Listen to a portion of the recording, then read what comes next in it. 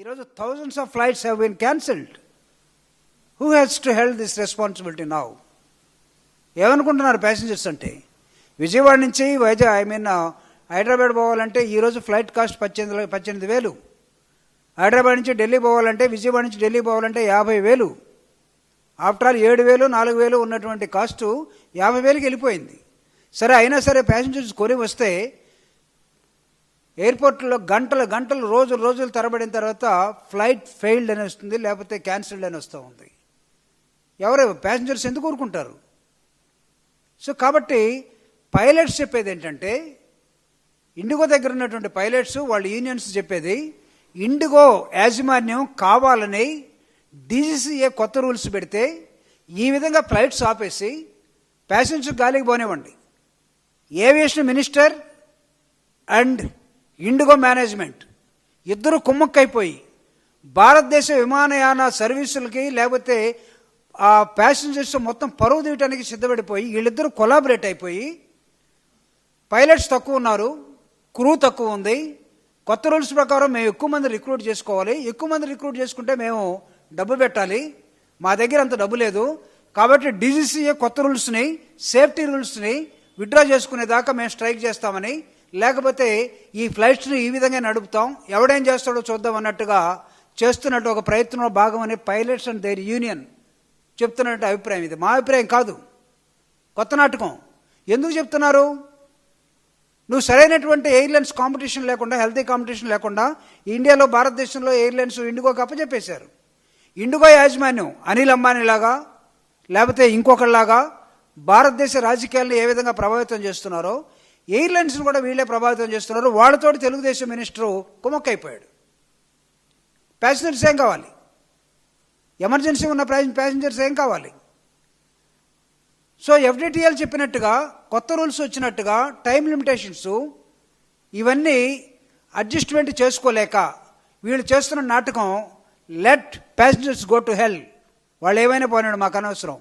DGCA అంటే ఒక regulatory authority ఉన్నటువంటి ఒక ఏజెన్సీ, దాన్ని సూపర్వైజ్ చేయాల్సినటువంటి ఒక మినిస్టర్ ఇండిగో ఎయిర్లైన్స్ తోటి కుమ్మక్కైపోతే సొంతగా ఉన్నటువంటి డీజీసీఏ ఇచ్చిన రూల్స్ను కూడా విత్డ్రా చేసుకొని వాళ్ళు ఆడిందే ఆటగా పాడిందే పాటగా తీసుకురావాలనే ఒక ఉద్దేశంతో జరుగుతున్నటువంటి ఒక పెద్ద తతంగం ఇది.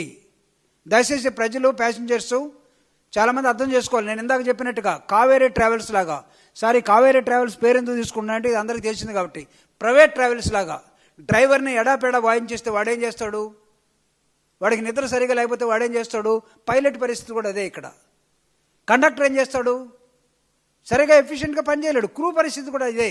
ఒక కండక్టరు, ఒక డ్రైవరు ఇద్దరు కలిసి ఒక ప్రైవేట్ ట్రావెల్స్లో నడుపుతూ ఉంటే ఏ విధంగా యాక్సిడెంట్లు చేస్తారో వాటిని రెడ్యూస్ చేయడం కోసం డీజీసీఏ కొన్ని ఏర్పాట్లు రెగ్యులేట్ చేస్తే, టైమింగ్స్ కానీ, మెకానిజం కానీ, లేకపోతే కొన్ని స్లాట్స్ కానీ, పైలట్కి సరైనటువంటి రెస్ట్ ఉండాలి. నెంబర్ 1.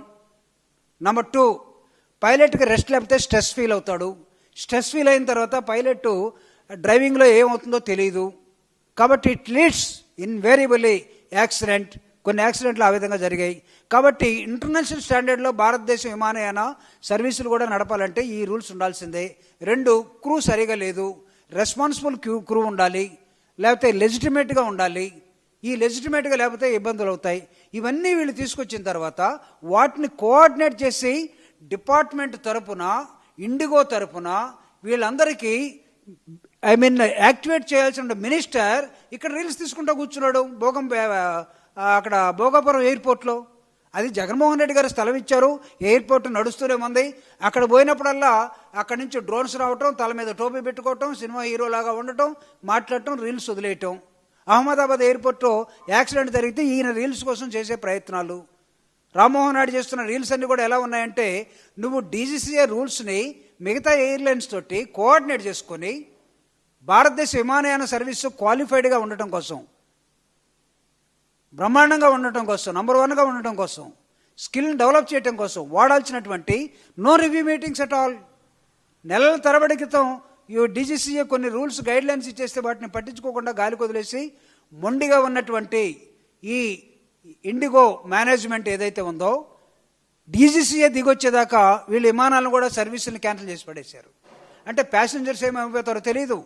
ఎయిర్పోర్ట్లో మనం ఇన్ అయ్యేటప్పుడు, ఎగ్జిట్ అయ్యేటప్పుడు అక్కడ ఉన్నటువంటి సిస్టమ్స్ కానీ, అక్కడ ఉన్నటువంటి మేనేజ్మెంట్ కానీ, లేకపోతే ఏరోడ్రోమ్ అక్కడ ఉన్నటువంటి దాని కెపాసిటీస్ కానీ, లేకపోతే విఐపి రూమ్స్ కానీ, రెస్ట్ రూమ్స్ కానీ, లేకపోతే ఫ్లైట్ క్యాన్సిల్ అయినప్పుడు వీళ్ళని ఎక్కడికైనా హోటల్స్లో వాళ్ళని ఉంచడం కానీ, ఇవన్నీ కూడా గాలి కుదిరేసి ప్యాసింజర్ అంటే ఆర్టీసీ ప్యాసింజర్ లాగా, లేకపోతే ప్రైవేట్ ప్యాసింజర్ లాగా ఎక్కడో పడేశారు.